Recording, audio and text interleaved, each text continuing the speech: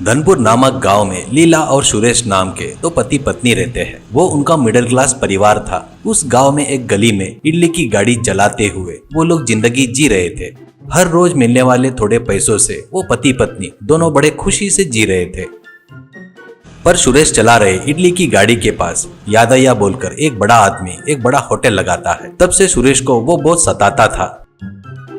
एक दिन यादయ్య सुरेश की गाड़ी के पास आकर, ये देख सुरेश, तू यहाँ तेरी इडली की गाड़ी निकाल ले। मैं यहाँ पर होटल बनाया हूँ ना, मेरे हिसाब से कस्टमर सभी मेरे होटल में आने को होना। पर तू ऐसे 10 रुपए में इडली बेचे तो कैसे? मेरे होटल में 20 रुपए इडली है। जल्दी से तू यहाँ से चला जा सुरेश, ऐसे कहता है। सुरेश की पत्नी लीला, यादయ్య जी, आप बहुत बड़े आदमी हो। ऊपर से आपने अभी अभी यहाँ पर होटल लगाए हो। हम तो कब से यहाँ पर बेच रहे हैं। आपके होटल से हमारी गाड़ी की कोई बराबरी नहीं है जी, ऐसा कहती है। वो बातें सुनकर यादయ్య, ये क्या रे सुरेश, तेरे में दम नहीं है क्या? बाजू में पत्नी से बात करवा रहा है, तेरे से उतना भी नहीं होता क्या बात करना?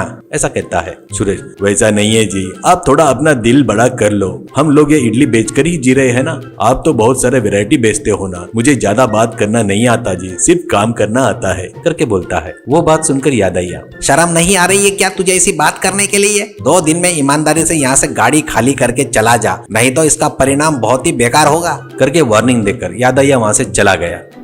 शाम को सुरेश और लीला उनके घर में बैठकर दुखी होकर सोच रहे थे। लीला अपने पति सुरेश से, क्यों जी आप इतने डल हो? अभी क्या हुआ है जी? उसने खाली कर बोला तो अपन खाली कर देना क्या? ऐसा कहती है। सुरेश, वो नहीं लीला, यादయ్య पैसे वाला ही नहीं, बहुत बुरा आदमी भी है। कुछ कम ज्यादा हुआ तो अपनी जिंदगी बहुत छोटी है, कहकर लीला को समझाने की कोशिश करता है। इससे लीला, ठीक है जी, पक्का अपने को कोई न कोई उपाय मिलेगा। उस यादయ్య को थोड़ा सा समय दो करके बोलते हैं, करके पति को समझाती है।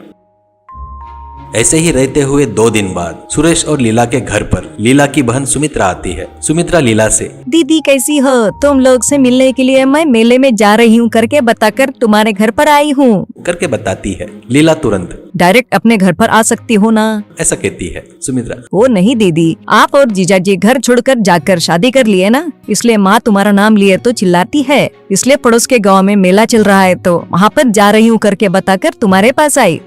तभी वहाँ पर सुरेश आता है। सब सुनकर सुरेश, क्यों बेटा अच्छी हो ना, करके अपने साली से कहता है। सुमित्रा, हाँ सुरेश जीजाजी, मैं ठीक हूँ। आप और दीदी भी पड़ोस के गांव में मेले में आए तो अच्छा रहेगा ना, ऐसा कहती है। सुरेश, ये मेले वेले का क्या बेटा, पहले ही थोड़े परेशानी में हूँ, ऐसा कहता है। सुमित्रा, वो नहीं जीजाजी, जतरा बोले तो वहाँ पे हीरे जवाहरात नहीं रहते हैं। वहाँ पर कई प्रकार के खाना बनाने वाले, डिफरेंट आइटम बनाने वाले के स्टाइल रहते हैं। आप भी देख सकते हो ना, सब पता कर लो वहाँ पर आकर, ऐसा कहती है। ऐसा कर सुरेश को समझाती है। लीला और सुरेश दोनों सुमित्रा बताए वैसे ही उस मेले में जाते हैं। मेले में जाता है तो सुरेश की आंखें चमक उठती है। वहाँ पर हर प्रकार के स्टॉल, हर प्रकार का खाना बनाने वाले बहुत ही वैरायटी से खाना बना रहे थे।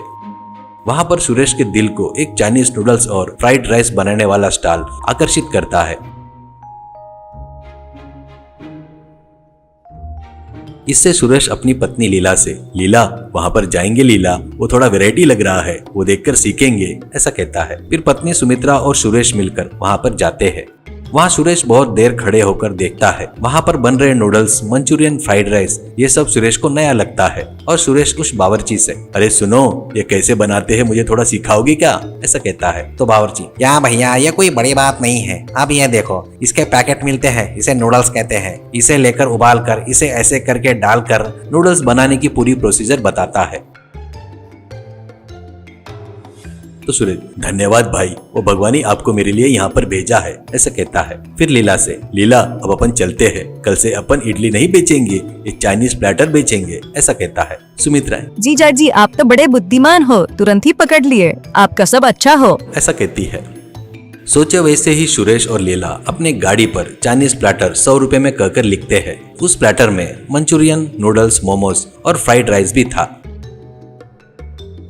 ये सब देखकर यादయ్య सुरेश के पास आता है और, क्या रे सुरेश, छोड़कर चला गया सोचा, फिर 2 दिन में वापस आ गया, ऐसा कहता है। सुरेश, यादయ్య जी, आप अपने होटल में इडली डोसा बेचते हो, हमारे गाड़ी पर वो नहीं मिलता, हम तो चाइनीज वैरायटी वाले आइटम ही बेचते हैं, ऐसा कहता है। यादయ్య, अरे बाप रे, अभी जुबान तो बहुत ज्यादा चल रही है, देखेंगे तेरा वैरायटी खाना खाते या मेरे होटल में खाते, कहकर वहां से गुस्से से चला गया।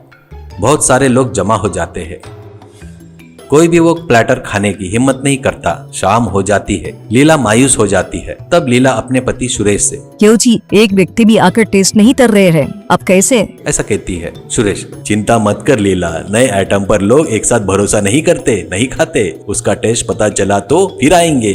ऐसा कहते हुए सभी आइटम फ्री है भाई, टेस्ट करो, पसंद आए तो खाओ करके जोर से चिल्लाता है। वो बात सुनकर सभी लोग वहाँ पर जमा हो जाते हैं। सभी लोग बढ़िया टेस्ट करते हैं। जो भी टेस्ट कर रहा था वो सुरेश भैया बढ़िया, एक और चाइनीज प्लेटर दो, ऐसा कहता है। एक बुजुर्ग, बेटा सुरेश मुझे भी एक दो, ऐसा कहता है। वैसे औरतें भी मर्द भी सुरेश बना रहा सो चाइनीज प्लेटर खाकर बहुत खुश हो रहे थे। इससे सुरेश की जिंदगी बदल जाती है।